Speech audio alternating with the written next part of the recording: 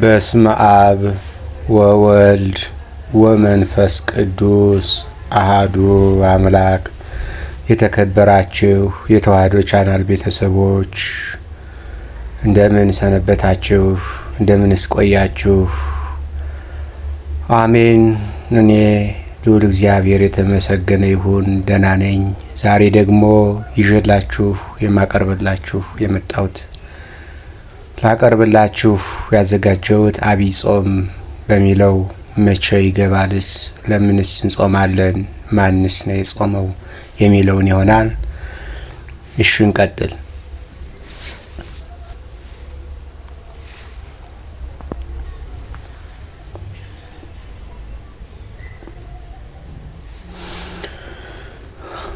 ዐቢይ ጾም ጌታችን መድኃኒታችን ኢየሱስ ክርስቶስ ከተጠመቀ በኋላ 40 ቀን የጾመው ጾም ነው።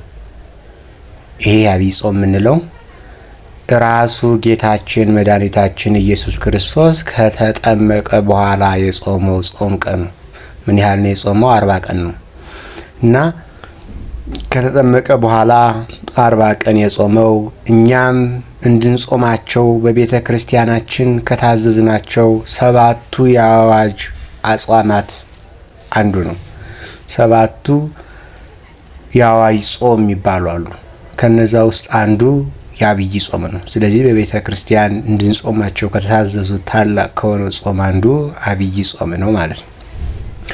ምእመናን ጌታችን ያደረገውን ምሳሌ ተከትለን ጾሙን በየዓመቱ እንጾማለን። ዐቢይ ጾም 8 ሳምንት ወይም 55 ቀኖች አሉት። 8 ሳምንት 55 ቀኖች ነው ያሉት። 8 ሳምንት 55 ቀኖች አሉት። በውስጡ 8 ቅዳሜዎች። እንግዲያ እግዚአብሔር የጾመው 40 ቀን ነው። እኛ ደግሞ የምንጾመው 55 ቀኖችን ነው። ለምንድን ነው ብለን ስንል በውስጡ 8 ቅዳሜዎችና 7 እሁዶች ይገኛሉ። ስንት አልኋችሁ? 8 ቅዳሜ 7 እሁድ ይገኛሉ። 8 ሲደመር 7 ስንት ይሆናል? 8 ሲደመር 7 ስንት ይሆናል? 15። ስለዚህ 15 ቀን ማለት ነው። ስለዚህ በእነዚህ 15 ቀን ደግሞ በ15 ቀናት ደግሞ በእነዚህ በ15 ቀናት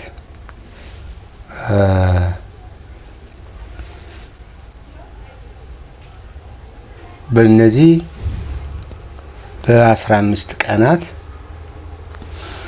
በእነዚህ በ15 ቀን ማለት ነው 15 ቀን ይሆናል አይደለ?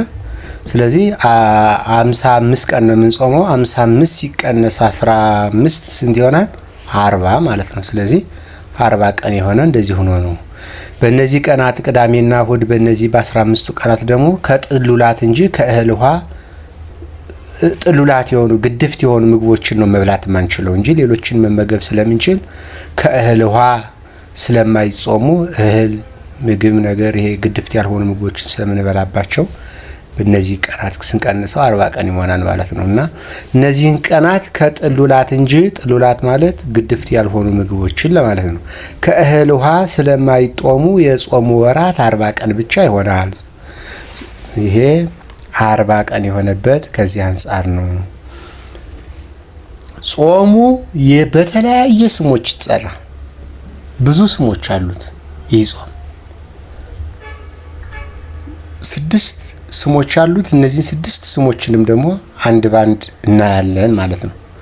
አንድ ባንድ እነዚህን የተለያየ ስሞች ያለውን ዐቢይ ጾም መጀመሪያ እንጀምር። እዚህ ጋር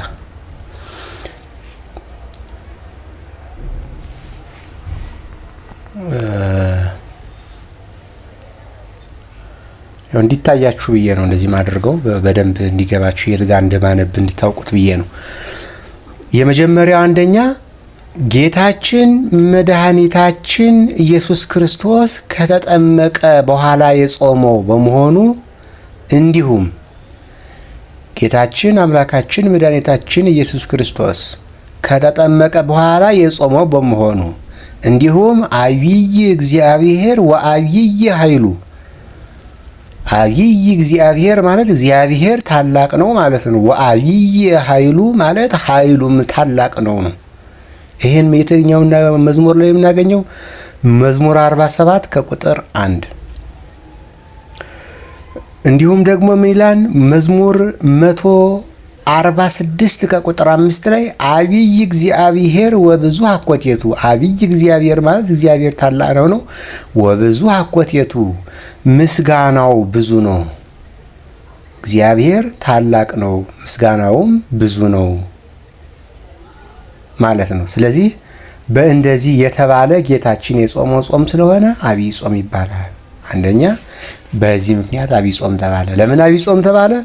አንደኛ ራሱ ጌታችን መድኃኒታችን ኢየሱስ ክርስቶስ ከተጠመቀ በኋላ የጾመው ጾም በመሆኑ፣ እንዲሁም ደግሞ መዝሙረ ዳዊት አብይ እግዚአብሔር ወአብይ ኃይሉ አብይ እግዚአብሔር ወብዙ አኮቴቱ እያለ የተነገረለት ስለሆነ በዚህ ምክንያት አብይ ጾም ተባለ።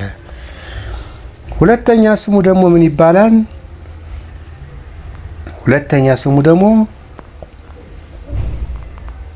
ሁለተኛ ስሙ ደግሞ ይሄ እንደምናየው ሁዳዴ ጾም፣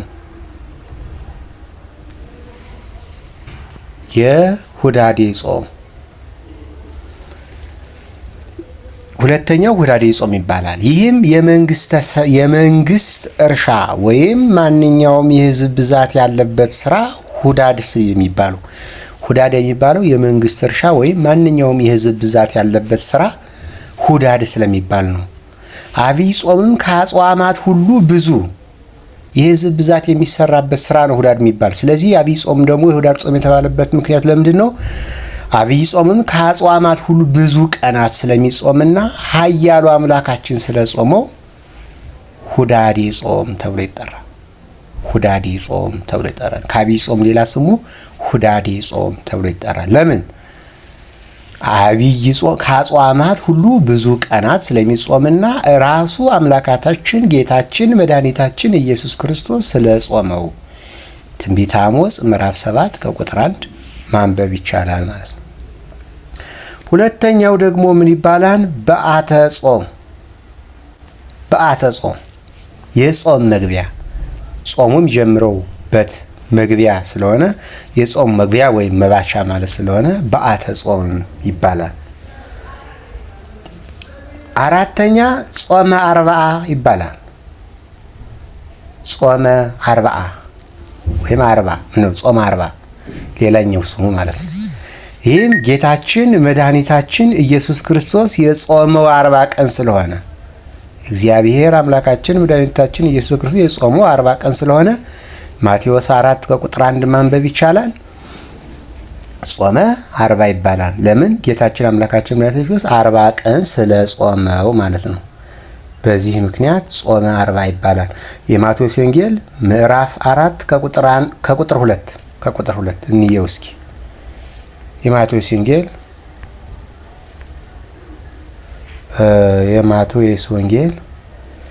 ይኸውልህ ምዕራፍ 4 ከቁጥር 2 40 ቀንና 40 ሌሊቱም ከጾመ በኋላ ተራበ ይላል።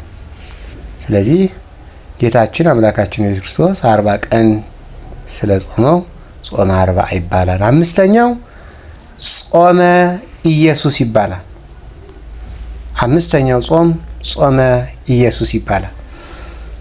ጌታችን እርሱ ጾሙ ብሎ ስላዘዘን የጾመው ራሱ አምላካችን ጌታችን ኢየሱስ ክርስቶስ በመሆኑና ጾሙ ብሎ እግዚአብሔር በዚህ ምድር የመጣው አንደኛ ለኛ ራያና ምሳሌ ሊሆን ነው። ስለዚህ ጌታችን እርሱ ጾሙ ብሎ ስላዘዘን ጾመ ኢየሱስ እንለዋለን ማለት ነው። አምስተኛው ጾመ ኢየሱስ ብለን እንጠራዋለን ማለት ነው። ሌላው ስድስተኛው ምን እንለዋለን? ጾመ ሙሴ ይባላል። ቅዱስ ያሬድ በዘወረደ ጾመ ድጓው ዘወረደ የመጀመሪያው ሳምንት በዛ በድጓው ላይ ምን ይላል? ከመዝ ይቤ ሙሴ እስመ ለዓለም ሙሴኒ ይቤ በውስተ ኦሪት እያለ ይዘምራል። እዛ ጋር ሄዳችሁ ብታዩትኝ ዘወረደ ጾም ድጓ ላይ ሄዳችሁ ብታዩትኝ ከመዝ ይቤ ሙሴስ መላለም ሙሴ ይቤ በውስተ ኦሪት እያለ ስለሚዘምረው ከዛ የተነሳ ጾመ ሙሴ ተብሏል ማለት። ስለዚህ የቻናላችን በሰዎች አብይ ጾም ለምን እንደጾመው ጌታችን አምላካችን መድኃኒታችን ኢየሱስ ክርስቶስ የጾመው ጾም የሆነ እንደሆነ አብይ ጾም እንደሚባል ከአብይ ጾም ሌላ ስሙ ደግሞ ጾመ ሁዳዴ፣ ጾመ አርባ፣ ጾመ ኢየሱስ፣ ጾመ ሙሴ ምንላቸው የተለያየ ስሞች እንዳሉት ለምን እንደተባሉ እንዳየን ይህ ጾም በዛ በመቼ ይገባል? ይህ ጾም መቼ ይገባል? አሁን በ2018 አሁን የሚመጣው ሰኞ የካቲት 9 ማለት ነው። የካቲት 9 አሁን የሚመጣው ሰኞ ጾሙ ይጀምራል ማለት ነው። ይሄን ይመስላል። እንደተከታተላችሁኝ አምናለሁ። የተለያየ ጥያቄዎች ካላችሁ በኮሜንት ጽፋችሁ መጠየቅ ትችላላችሁ።